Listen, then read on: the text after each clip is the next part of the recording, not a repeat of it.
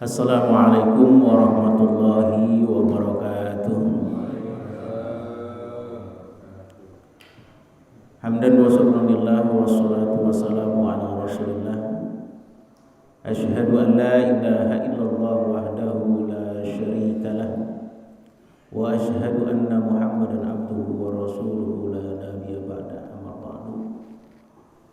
Hadratul mukarramin jamaah salat subuh Masjid Jami Darul Muttaqin yang tentunya dimuliakan oleh Allah Subhanahu wa taala.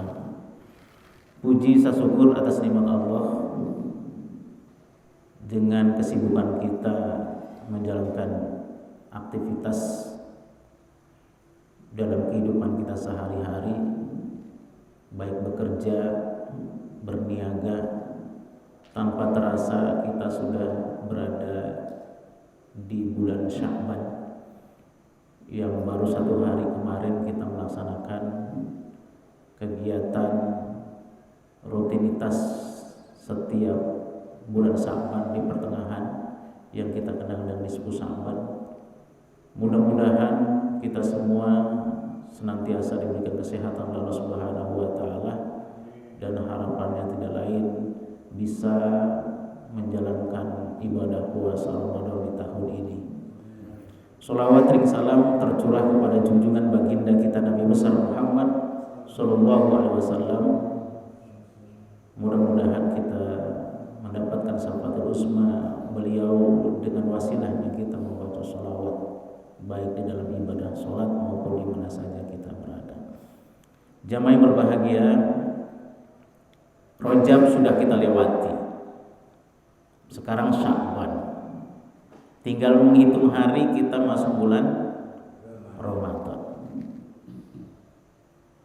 Ada doa yang kita sering baca bila mana masuk Rajab, Sya'ban.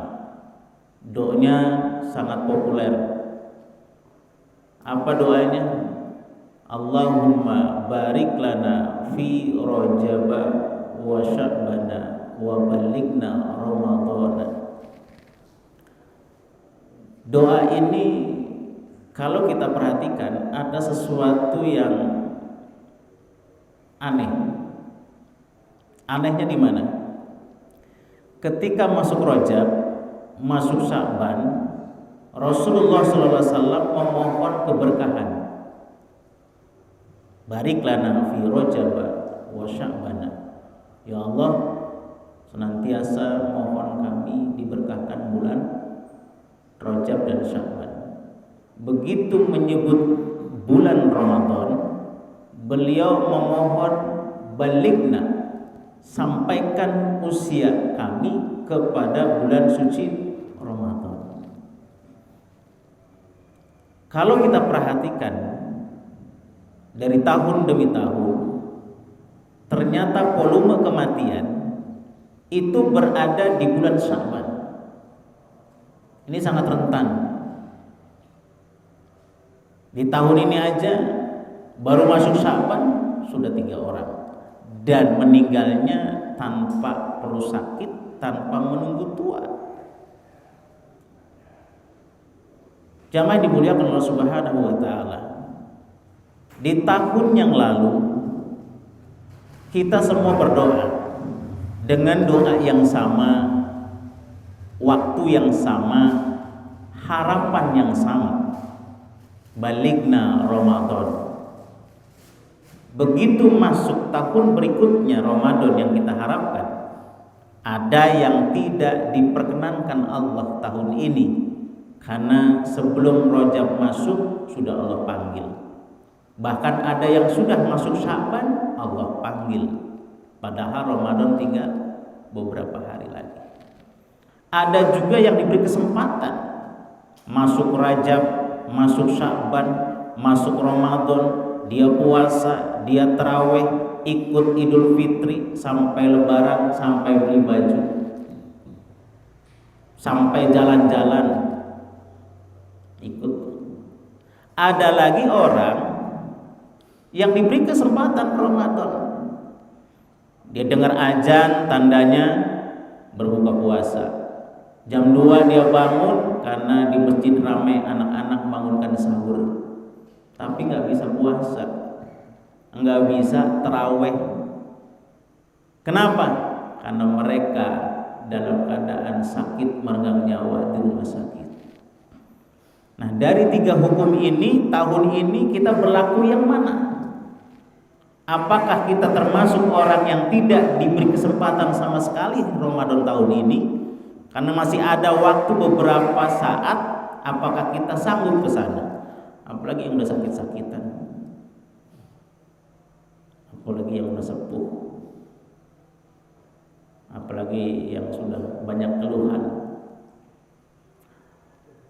Atau kita termasuk orang yang diberi kesempatan Ramadan besok ikut taraweh, ikut puasa, bangunin sahur, tahajud, tadarus, khatamkan Quran. Atau justru kita termasuk orang diberi kesempatan Ramadan cuma nggak bisa melaksanakan ibadah Ramadan karena sakit. Nah, oleh sebab itu harapan kita agar kita masuk kepada Ramadan, kita berdoa kepada Allah Subhanahu wa taala dengan baligna Ramadan, ya Allah sampaikan kita kepada bulan suci Ramadan. Ini yang ada di masjid usianya rata-rata di atas kepala 4 kan? Ya, nggak ada yang di bawah 30.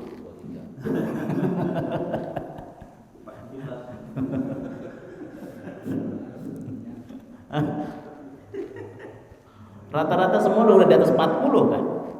Apa yang harus kita lakukan? Ini berapa bulan? 4. Oh, yang kecil. Pengecualian.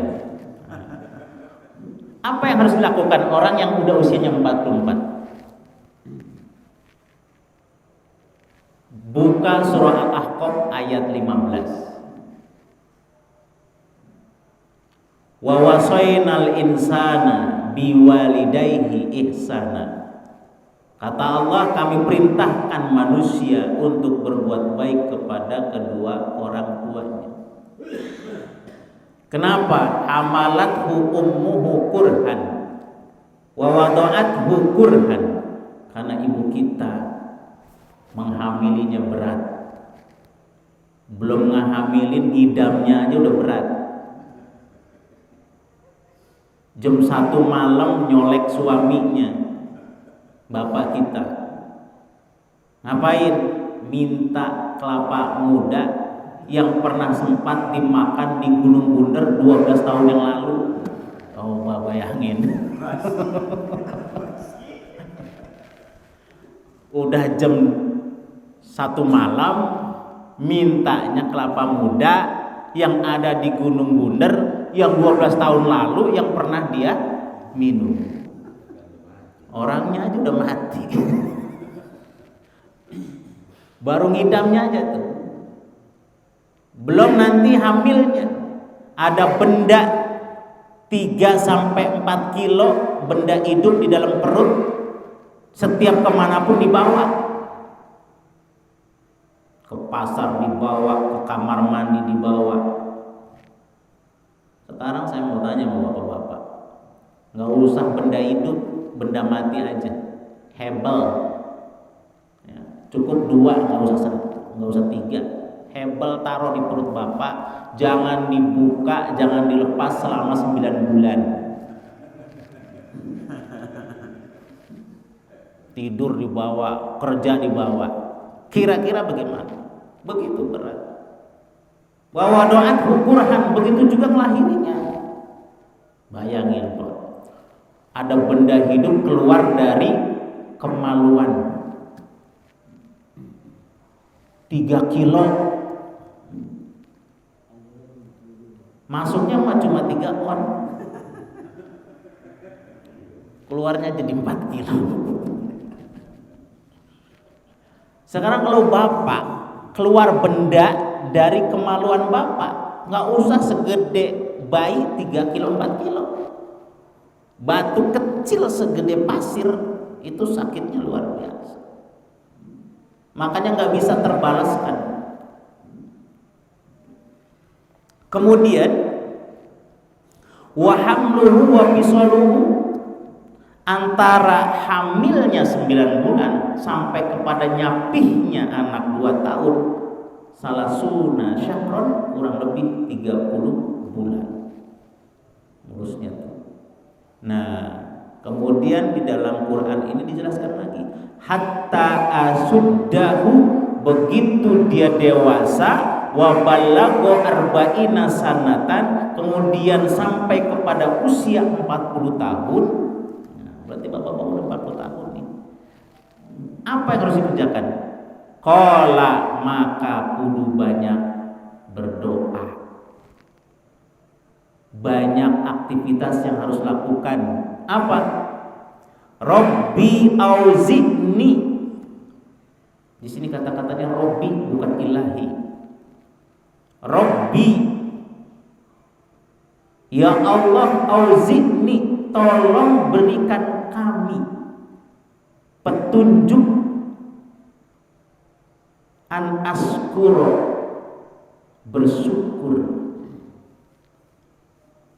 nikmataka allati an'amta alayya wa ala walidayya, nikmat yang sudah diberikan kepadaku dan kedua orang tuaku.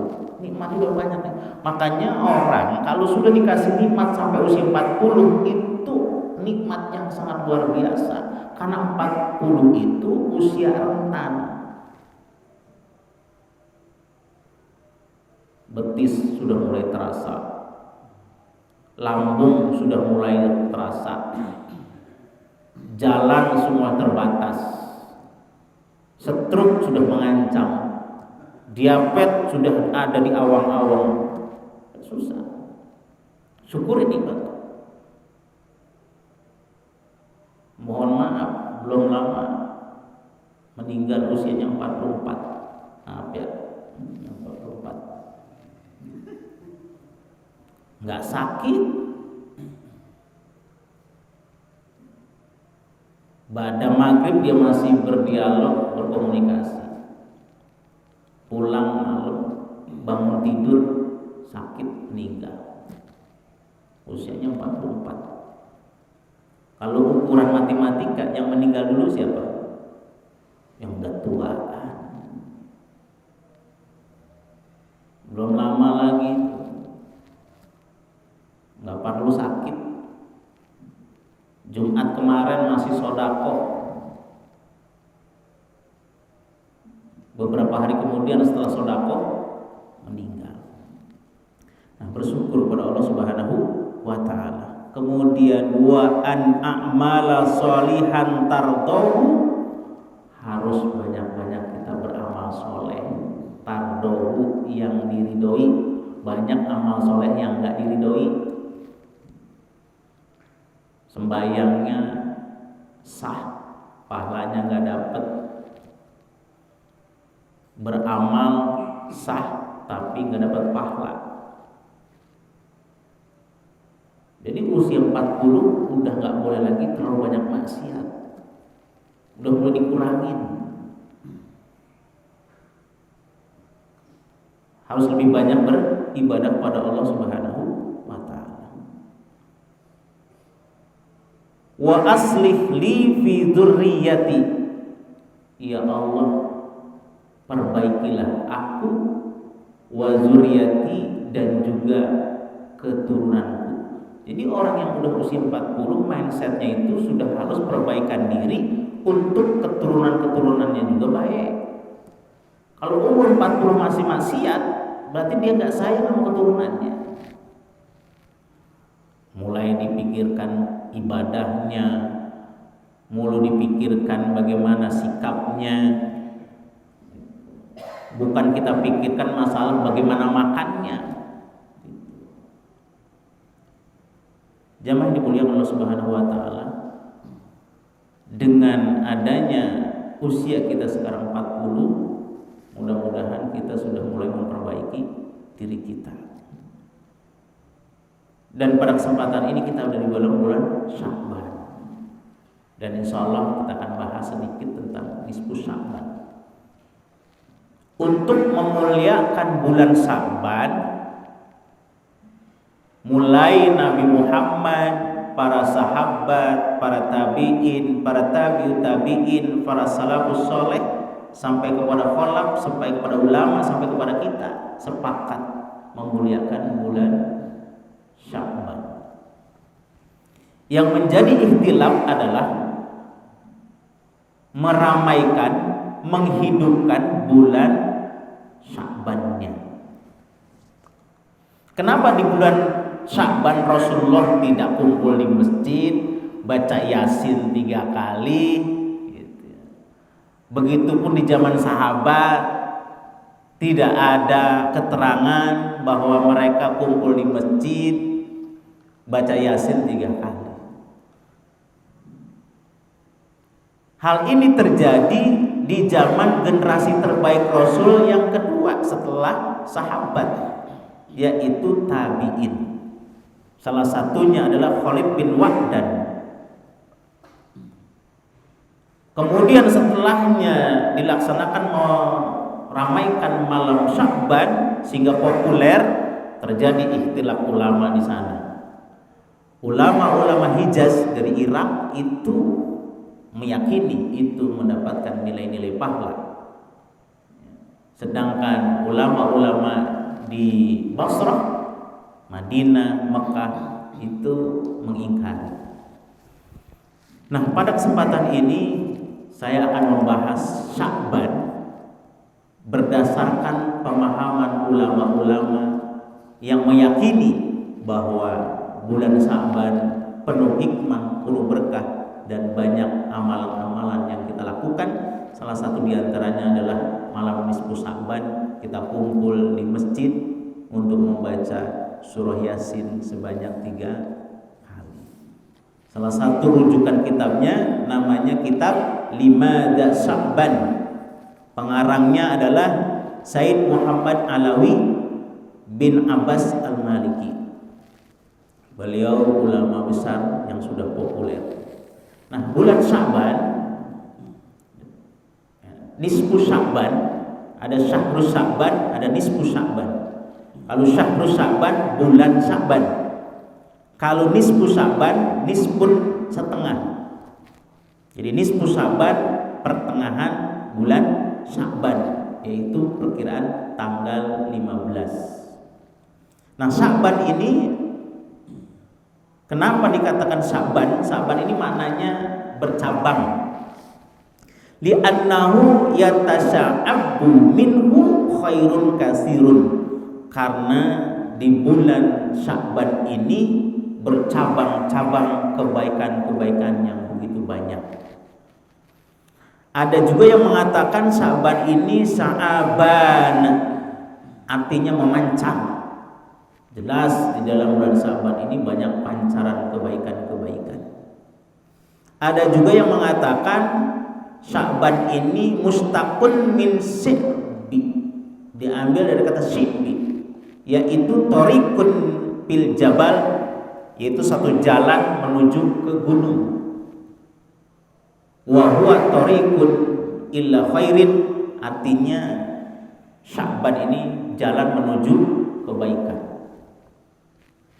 Apapun itu namanya, pada prinsipnya nisfu Sya'ban ini, bulan Sya'ban ini penuh dengan kebaikan-kebaikan. Salah satunya apa? Rabbul a'mali, diangkatnya catatan amal kita. Bukan ditutup, bukan. Kan ada tuh amal ditutup. Ada. Kalau ditutup berarti nggak dicatat-catat tuh. Jadi amal perbuatan kita catatannya diangkat. Walaupun amalan-amalan kita diangkat tidak selalu melulu di bulan Sya'ban. Juga di bulan-bulan lain ada yang diangkat malam hari, ada yang diangkat siang hari, ada yang diangkat seminggu sekali, ada yang diangkat setahun sekali. Diangkat. Mana dalilnya? Hadis dari Asamah bin Zaid Beliau berkata, "Ya Rasulullah, hai Rasulullah, lam araka tasummu min syahri minas syuhur ma tasummu min Sa'bana." Aku tidak melihat engkau lebih banyak berpuasa kecuali pada bulan Sya'ban. Qala, maka menjawab baginda Nabi besar Muhammad sallallahu alaihi wasallam, "Zaka syahrun yufalun nasu an baini Rajab wa Ramadan." Karena bulan ini bulan di mana banyak dilupakan oleh banyak orang karena dia antara Rajab dengan Ramadan. Wa huwa syahrun turfa'u fihi al-a'mal illa rabbil alamin. Karena bulan Sa'ban ada satu peristiwa, yaitu diangkatnya catatan amal manusia kepada Allah Subhanahu wa ta'ala, dilaporin. Bukan berarti dengan kita diangkat amal perbuatan kita tidak dicatat amalan berikutnya. Nah, kata Nabi, wa ahabbu ayyurfa'a amali wa ana shaimun. Di saat amal itu diangkat, dilaporkan kepada Allah, sedangkan saya dalam keadaan berpuasa. Boleh berpuasa, silakan. Kemudian Sa'ban ini juga disebut dengan takdirul a'mal, penentu kematian manusia.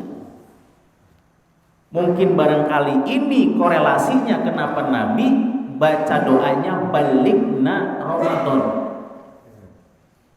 Sampaikan usia saya kepada bulan Ramadan. Karena bulan Sa'ban, ketentuan manusia di bulan Sa'ban tentang kematiannya. Hadis dari Aisyah radhiyallahu anha, anna Nabiyya sallallahu alaihi wasallam kana yasummu Sya'bana kulluh. Jadi baginda kita lebih banyak berpuasa di luar Ramadan, yaitu di bulan Sya'ban. Kemudian Aisyah bertanya, "Ya Rasulullah, ahabbu syuhur ilaika anta summah Sya'bana." Engkau lebih banyak berpuasa di luar dari bulan Ramadan adalah di bulan Sya'ban. Apa kata Rasulullah? "Innallaha yaktubu fihi ala kulli nafsin maitatan tilkas sanah." Karena Allah mencatat, menentukan seorang hamba kematiannya pada bulan Sa'ban. Maka disebut Sa'ban ini adalah takdirul a'mal. Jamaah dimuliakan Allah Subhanahu wa taala. Kemudian bulan ini juga disebut dengan bulan salawat kepada Nabi, sahrus sholati ala Nabi. Kenapa? Karena kita kenal ayat yang sering kita baca, innallaha wa malaikatahu yusholluna ala nabi ya ayyuhalladzina amanu shollu alaihi wa sallimu taslima. Surah Al-Ahzab ayat 56, turunnya di bulan Sya'ban. Maka diperbanyaklah kita di bulan Sya'ban berselawat kepada Nabi. Nah, yang jadi pertanyaannya adalah, banyak di kalangan ulama khalaf hadis-hadis yang sering kita dengar tentang Sya'ban itu dhaif, sehingga mereka mengingkari untuk yang namanya membaca doa, baca Yasin di bulan Sya'ban di pertengahan. Nah, ada hadis yang sahih. Dari sekian hadis tentang nisfu Sya'ban, ada hadis yang paling sahih. Syekh Albani pun mensahihkan hadis ini. Apa hadisnya? Di dalam hadis itu dinyatakan dari Mu'adz bin Jabal. Ini hadisnya umum. Yattali'ullahu azza wa jalla ila khalqihi fi lailatin nisfi min Sya'ban. Allah kalau masuk bulan nisfu Sya'ban, pertengahan bulan Sya'ban, yattali'u, beliau Allah ini memperhatikan makhluknya. Kira-kira bapak-bapak yang ada di sini, kalau ada perempuan yang kita senengin lagi merhatiin kita, janda misalnya, janda nih cakep, lagi resep nih, ya. Terus dia merhatiin kita, kira-kira apa yang harus kita lakukan? Pasti salah tingkah kan? Apa aja yang dikerjain? Kalau seorang murid lagi diperhatiin sama gurunya, kira-kira tuh murid ngapain? Pasti melakukan perbuatan yang positif, bahkan yang lebih baik supaya dapat pengakuan kepada gurunya. Nah, sekarang Allah memperhatikan hambanya di nisfu Sya'ban. Kemudian fayaghfiru, Allah mengampuni li jami'i khalqihi, seluruh makhluknya yang ada di muka bumi yang beriman kepada Allah, illa, kecuali ada dua yang tidak diampuni di nisfu Sya'ban saat itu. Apa dia? Li musyrikin, pertama orang yang syirik kepada Allah. Syirik kepada Allah, menduakan Allah. Syirik yang paling ringan yang sering kita lakukan. Punya cincin, cincinnya gede, ya. Dia bilang apa? Ini cincin nih, gara-gara ini cincin nih, janda cakep takluk. Bini saya galak banget pak, gara-gara pakai cincin ini pak nih.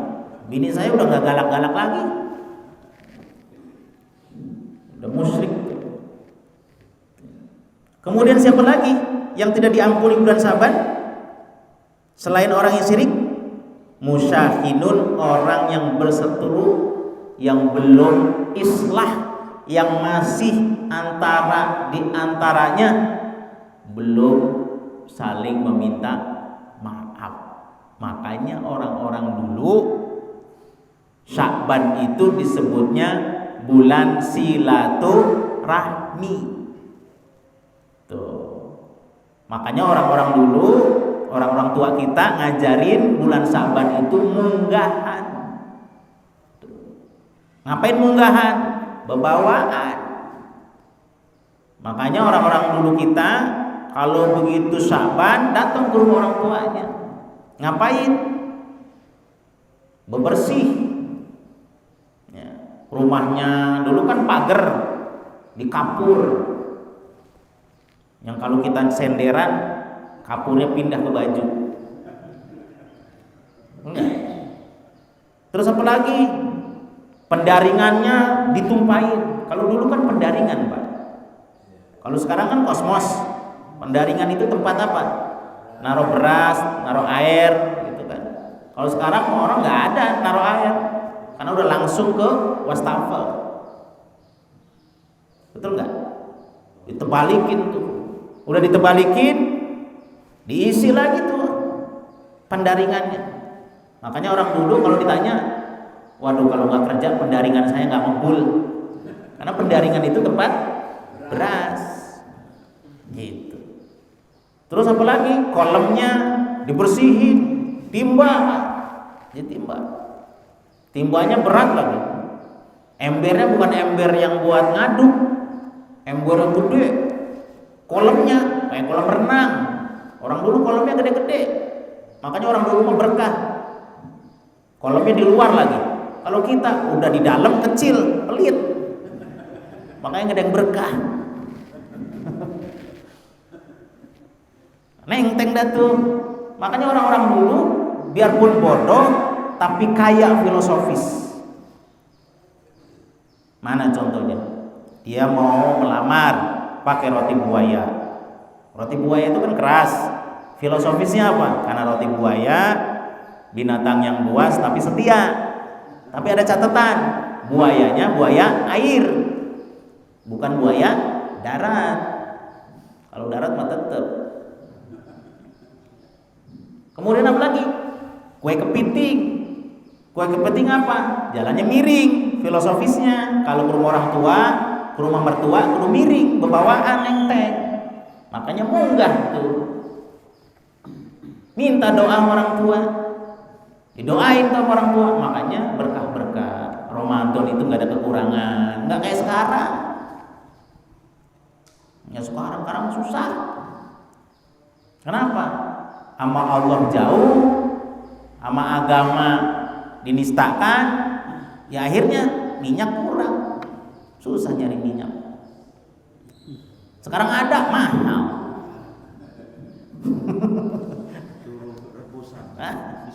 Disuruh rebus. Ya kita ambil hikmahnya, minyak kurang, minyak langka. Kita disuruh menjaga kesehatan supaya tidak banyak kolesterol di badan kita. Itu ambil hikmahnya. Ya.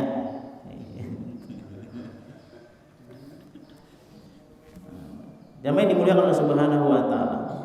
Jadi seperti itu bulan Syaban. Nah, kita karena Allah memperhatikan kita di malam nisfu Syaban, maka ada yang harus kita kerjakan. Apa yang harus kita kerjakan? Berdoa.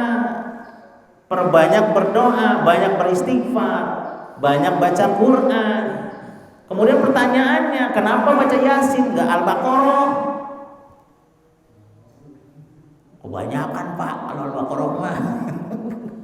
Atau pilih aja Qulhu. Kenapa Yasin yang dipilih sama ulama-ulama? Jadi gini Pak, kalau kita bikin rumah, ada bahan-bahannya enggak? Ada, pasir, semen, dan yang lainnya. Nah kira-kira ada enggak arsiteknya? Ada. Yang membuat konstruksi bangunan itu adalah arsitek. Sehingga jadilah sebuah bangunan. Ngambil barang-barangnya dalam satu toko atau beda toko? Beda-beda tokonya. Ada toko besi, ada toko bangunan, ada toko cat. Betul nggak? Nah pun sama dalam ibadah.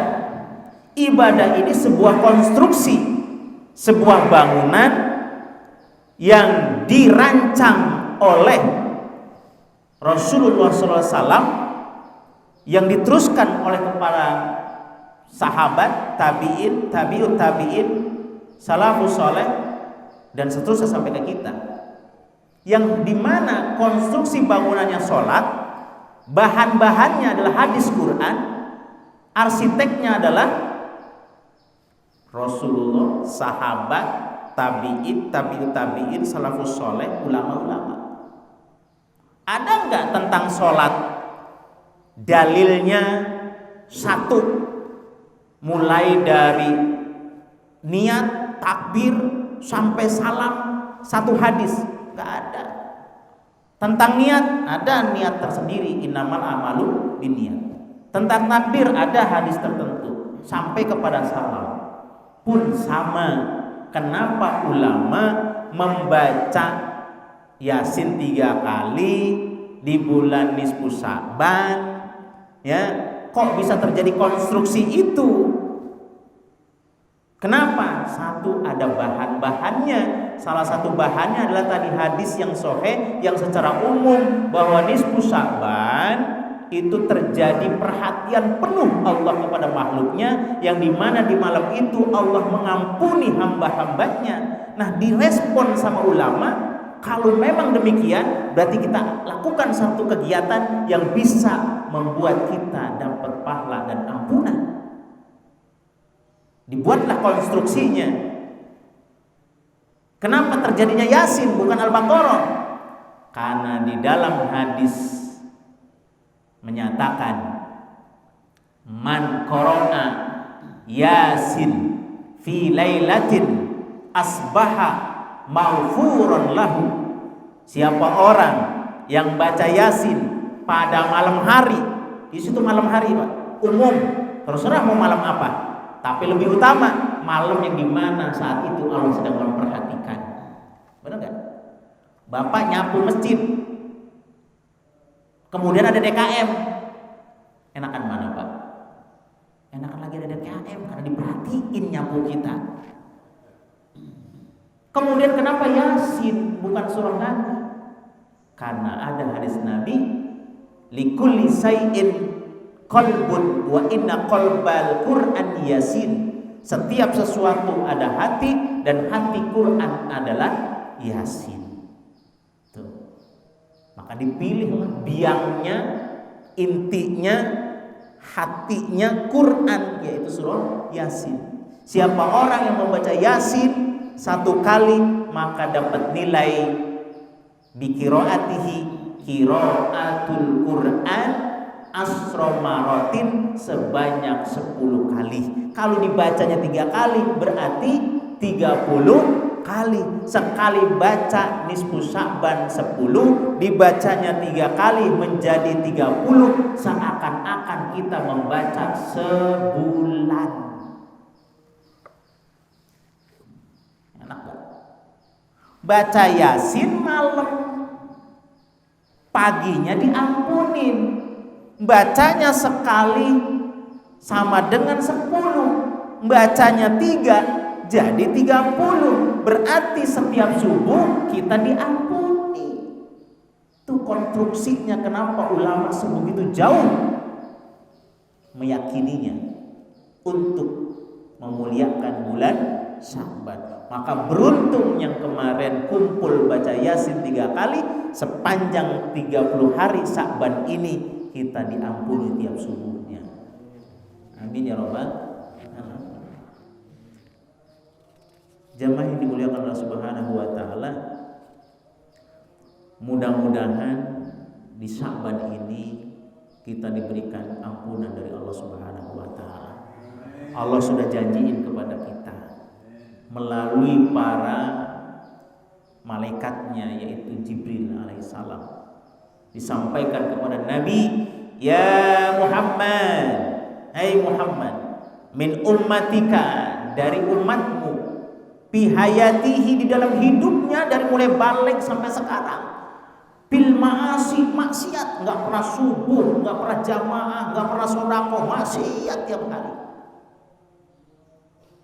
Tiba-tiba dia sakit, yang penting jangan sampai napas sampai di tenggorokan.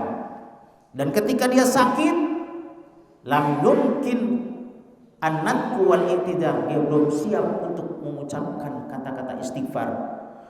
Isyarah aja nggak bisa karena di rumah sakit. Walakin nadama fi qalbihi, tapi dia nyesel dalam hatinya yang paling dalam karena sepanjang hidupnya dia maksiat. Apa kata Allah? Qubilat taubatu, maka diterima taubatnya. Subhanallah. Sampai sekritis itu Allah masih memberi kesempatan diterima taubatnya. Bagaimana kita yang hari ini masih diberikan kesempatan berada di masjid ini? Kalau tidak kita ambil kesempatan taubat itu kepada Allah. Khawatir di penghujung Sya'ban ini, wallahu a'lam, apa kita sampai kepada bulan Ramadan. Allahumma barik lana fi Rajab wa Sya'ban wa ballighna Ramadan. Ya Allah, berkahkan Rajab dan Sya'ban buat kami, dan mudah-mudahan usia kami sampai ke bulan Ramadan bisa menjalankan ibadah Ramadan dan tentunya mendapatkan pahala ampunan dari Allah Subhanahu wa taala, kayaumi waladathu ummu, seperti bayi yang baru lahir. Terima kasih, mohon maaf. Wassalamualaikum warahmatullahi wabarakatuh.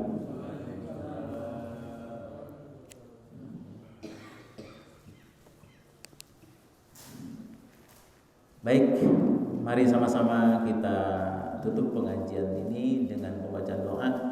Mohon pada Allah Subhanahu wa taala apa yang kita harapkan Allah perkenankan. Hamdan syakirin, hamdan na'imin, hamdan yu'afini ma huwa yukafi majidah. Ya Rabbana lakal hamdu laka syukru kama yanbaghi li jalali wajhil karim wa 'azimi sultanik. Allahumma shalli wa sallim ala sayyidina Muhammadin wa ala ali sayyidina Muhammad. Allahumma iftah lana abwaabal khair wa abwaabal barakah wa abwaabal rizqi wa abwaabal quwwati wa abwaabal sihah wa abwaabal afiyah wa abwaabal jannah. Rabbana zalamna anfusana wa illam taghfir lana wa tarhamna lanakunanna minal khasirin. Rabbana atina fid dunya hasanah wa fil akhirati hasanah wa qina adzabannar. Subhana rabbika rabbil izzati amma yasifun wa salamun alal mursalin walhamdulillahi rabbil alamin. Assalamualaikum warahmatullahi